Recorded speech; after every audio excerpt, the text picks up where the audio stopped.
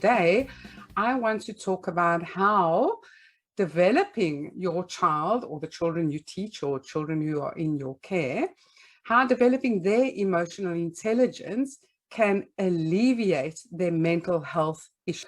So to recap, as I said yesterday, whatever's going on within your thoughts affects your feelings affect your emotions. Your emotions are the energy of the feelings, and that creates you to act out or behave in a certain way.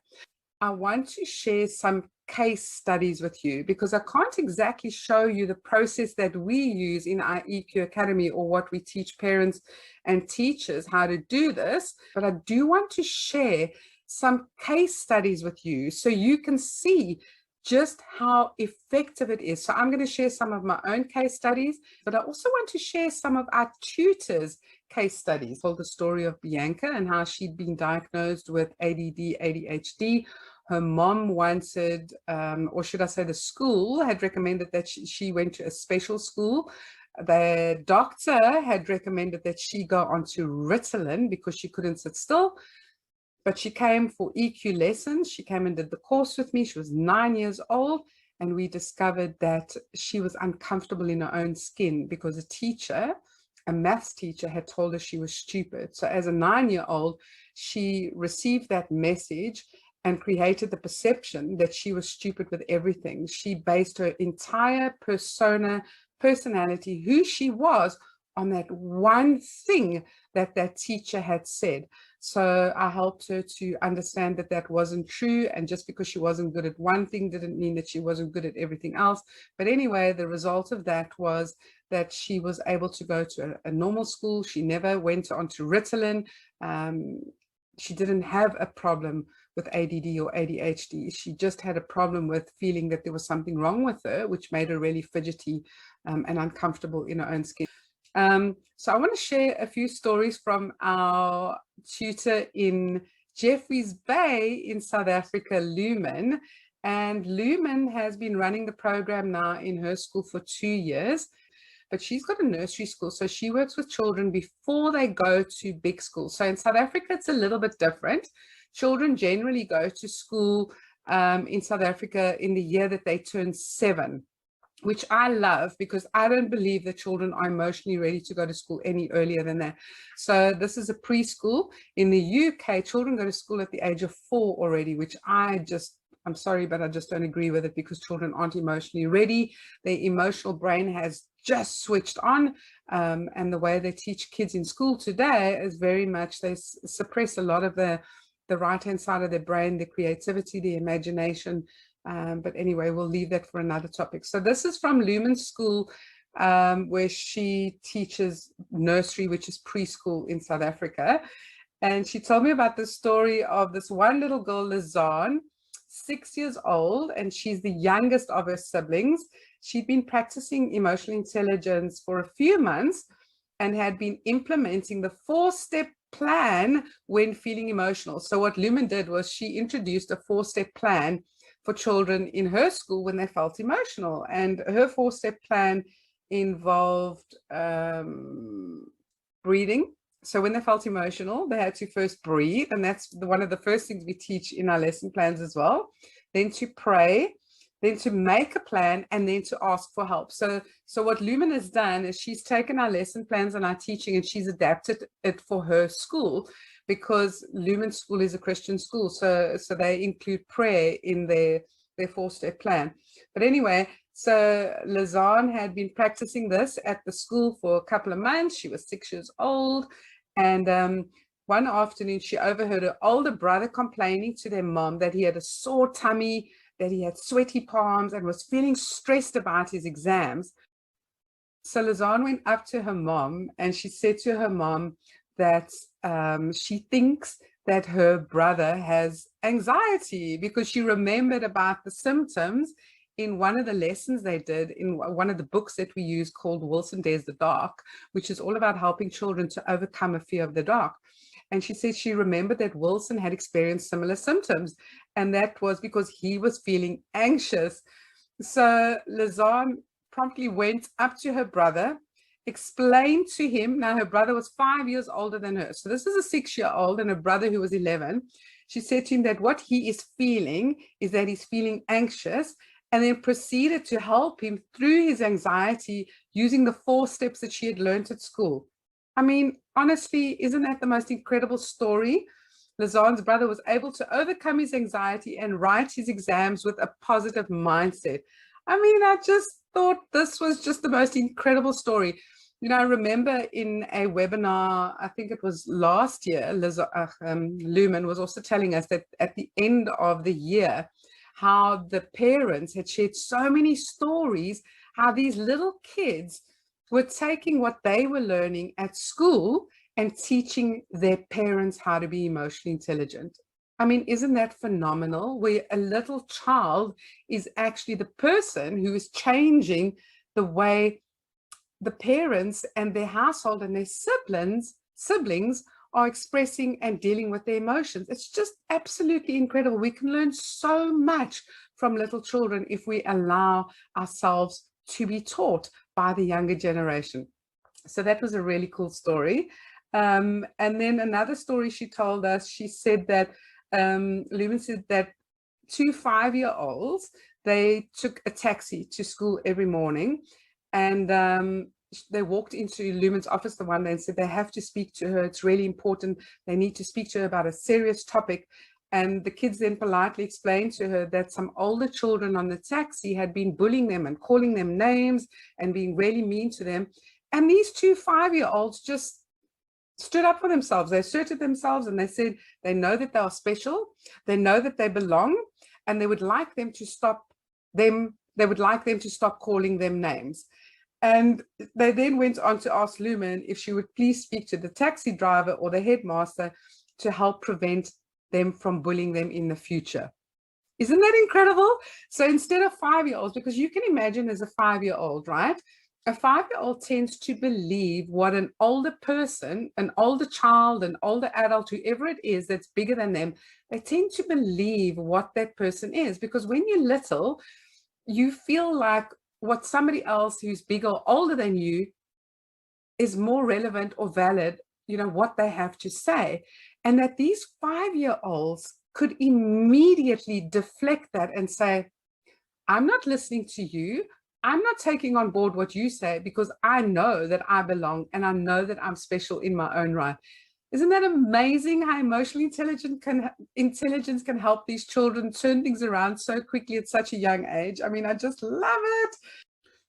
So a couple of stories that I would like to share with the kids that I've worked with. I worked with these identical twins, came to my classes, came and did the whole course with me. And the biggest thing that frustrated them was that their own mom, could not tell the difference between them. Now, I have to admit that the first time they came, I struggled as well. I was looking at them and going, oh my goodness, which one is which? But my daughter actually pointed it out, and she was a teenager at the time, and she said to me, Mom, just look at their faces. The one child's face is rounder than the other one. So I learned how to identify which twin was which twin. But basically, what had come out with these kids, her mom sent them to me because she found them to be uncooperative. She found that they weren't listening to her. They weren't respecting her. They were disruptive. They were sometimes not communicative at all. And as we went through the lessons, I then discovered that the reason was that these twins were so frustrated and so irritated and almost feeling like they were insignificant and unimportant because their mom could not tell the difference between the two of them. So I was able to identify that, but through the lessons, I was able to help them to understand that it had nothing to do with them not being significant, not being important. It was just something that their mom had not learned how to identify the difference between them yet, and then how they could help their mom to be able to differentiate between the two of them. So they helped their mom understood, they then changed their whole perception, and all of those complaints that the mom had about the two of them, not respecting her, being disruptive, not communicating, all of those issues then fell away the minute the twins learned just how significant and important they were in their own right. Another story I want to share with you is about two gangster boys. Now, these were, it was a 12-year-old and a 15-year-old that came to me. Their mom was really, really worried because she said that, you know, obviously you're scared when your kids are in a gang, right? Because, I mean, it's so dangerous and it's so difficult to, I think you feel so helpless and hopeless because you don't want your child to get hurt or to be caught up with the wrong friends. Anyway, the two boys came to me, we did the whole course with them, and I uncovered that the reason that they were in a gang was because they were scared. They feared for their life. Their perception was that unless they were in a gang, they could not protect themselves. They would not be significant. They would not have the power to be themselves unless they were in this gang where there was numbers and where they could assert themselves.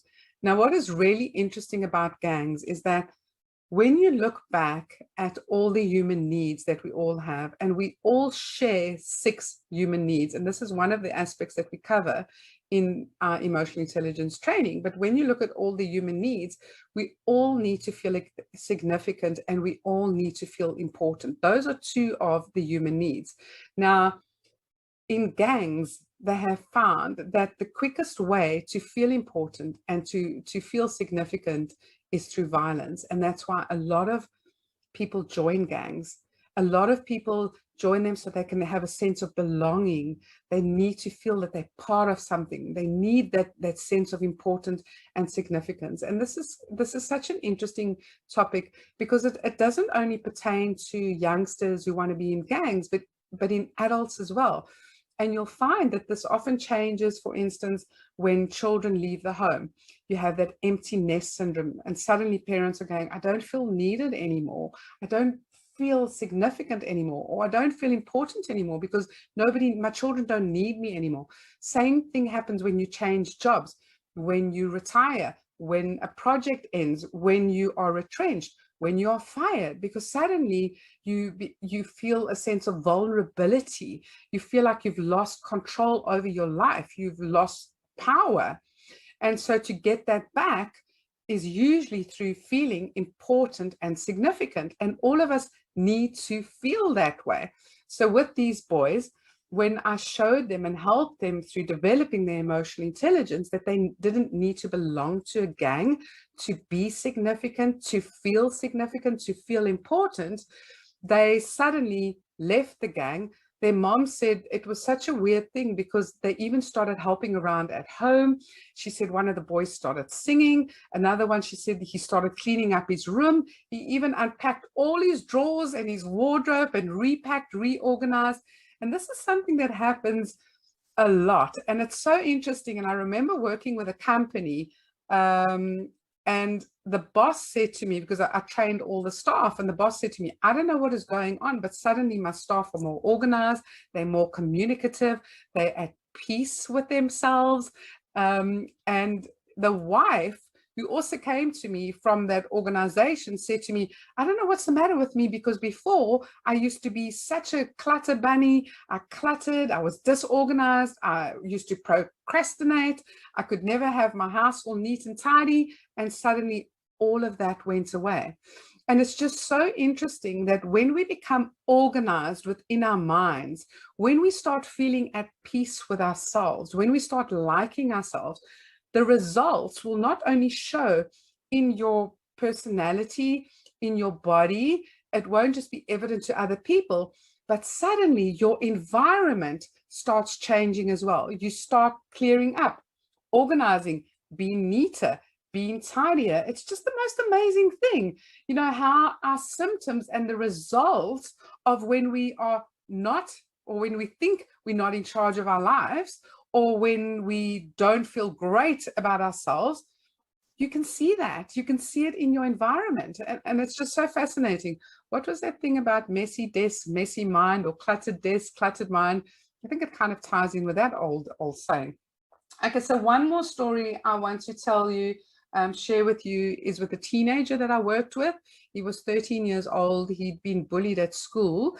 And before that, he hadn't even been bullied in such a huge way. So I'll tell you the story. So he was a very social child, loved his sport, loved chatting, loved playing with his friends. He loved school. He had very high standards for himself. He always wanted to reach a very high standard. And he set a bar for himself, like a really, really high bar for his marks, because he's almost like got this, his future set out for him. You know, he knows what he wants to do when he grows up. He knows he wants to go to university. So he works very hard on his grades. A teacher said something really mean to him, and he became very emotional. This teacher shouted at him, screamed at him in the classroom, embarrassed him. He felt humiliated, and straight away he went away feeling really bad and uncomfortable. Now, when this happens, when you humiliate a child in public, you humiliate them in front of other people, it generally makes them feel really uncomfortable. It makes them feel embarrassed. It makes them feel a sense of shame, which is one of the worst emotions that anybody can feel. And it made him feel like he just wanted to be invisible. But what happened was he made himself invisible because he didn't ever want to feel like that again. But he wanted to be visible because he was a social person. So we had to work with him to heal from that trauma and to change the way he saw himself and help him to understand that that teacher's bad behavior was not his fault. It was her. She had just never learned how to actually communicate with people. I mean, so this child had brought it upon himself, try to make himself invisible, which made him feel very sad, very unhappy. It made it made his mom feel very sad, very unhappy. And she was so frustrated. So the more sad, the more frustrated and unhappy she was, the more she spoke about it and the more it affected him. Because what happened was eventually, not only did this kid want to be invisible at school because he didn't want to bring that kind of attention to him again, but he then started feeling responsible for his mom's unhappiness because he said that she felt unhappy from the day on when that happened to him, sorry. And obviously from the mom's perspective, she felt hopeless and helpless to change the situation. She tried to work with the school. It didn't change the situation because what needed to change was the way he viewed himself. Because when you view yourself as, how can I put this? And I know this is quite difficult to explain sometimes how the mind works, but we've got this internal view of ourselves. So think about it this way. If you feel like you're a loser or you feel like you have no confidence, or you can't do it, or you feel weak, or you feel insignificant, or you feel incapable of doing something, people will pick that up. It's almost like, I've explained this before in other videos, it's like you're giving off a signal. This is who I am. And they pick that up. You know, think back to maybe an incident when you walked into a room and you can see when somebody's confident. You can just see it. It's like a vibe that emanates from them, right? So you want to go and speak to that person who's confident, or the life of the party. You want to be in their company because their energy is so great. And then think about somebody who could be called a wallflower, somebody that's kind of standing up against the wall. They don't want to talk, they're shy, they embarrassed, they self-conscious. Now, for those of us who don't like seeing people suffer that way, maybe we will go and talk to them. But you'll talk to them almost like because you want to help them, because you feel bad for them, because you want to encourage them. But it's a very different feeling, isn't it? Versus going to speak to somebody who's confident in the life of the party. That's like a good energy. It's like, oh my gosh, I want to be in their presence. I want to be in the know. I want to be with them because they're fun and they're vibrant. Versus when you go and speak to somebody who has no confidence, you're doing it more because you're trying to help them. There's that feeling of, oh, shame, or oh, bless, as they say in the UK. Let me go and talk to her or him. Let me help them. So the change, even though, coming back to that mom, even though she had gone to the school and tried to turn the situation around, it didn't turn around until he changed his internal view of himself. Once he healed from that trauma, started feeling differently about himself, started seeing himself differently from the inside out, was he able to change his situation at school. He went back to school this year. He said he was so excited about school. He couldn't wait to be there. He's made new friends. He started playing sports again. He's a complete different child. Okay, so I hope those stories have inspired you of how profoundly a person's life can change when they start developing their emotional intelligence. Now, I've got hundreds of stories like that, but I just wanted to pick out a few just so that you could see or get a feeling or get a picture in your mind of how emotional intelligence can change a child's life. So from me, Deborah McPhillamy, thank you very much for tuning in. And if you've been watching this video on one of our pages or on YouTube or on our website, then please make sure that you do join our free group in Facebook, because that's where we answer all your questions. That's where you can find out about more information about emotional intelligence and how you can implement it into your school or into your home. Thank you again for watching. Cheers for now. Bye.